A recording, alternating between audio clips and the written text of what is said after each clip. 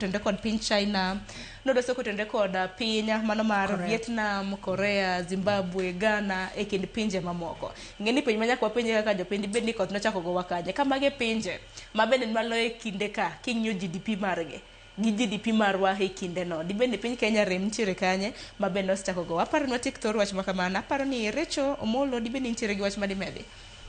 Erokamano Sharon.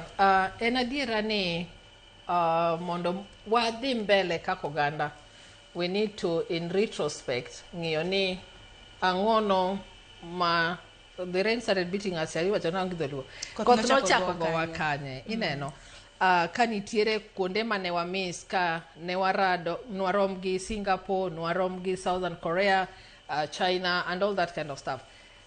Though largely ok wanyal pimo anepo for anepo largely nikech iyudo ka population index marwa kata population makucho opogre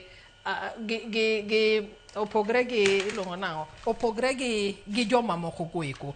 So inyalo wacho kata ni the total GDP ma Zimbabwe mondo ing'e ni how they are doing to population ma Zimbabwe tis ne ma Kenya.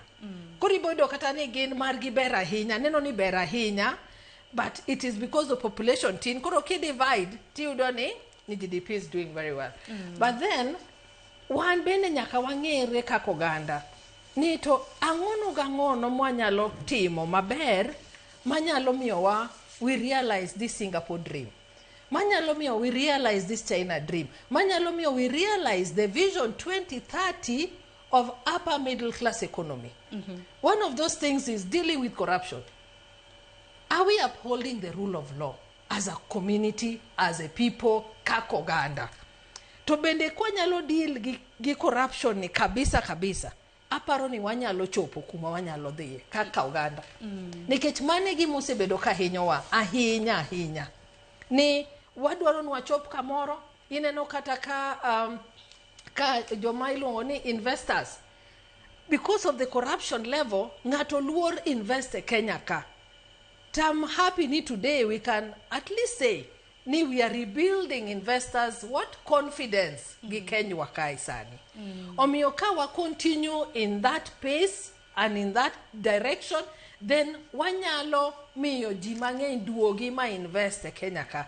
Igni machien ka matinyo to waneno ka investors lora kembe dhi nikech kidwaro sudo gimoro from here to here nyara wila chul pesa sorry, kidwa dhi kama gony ng'ane ma ji nyocho ol gi kaka waran Kenya wa as a country.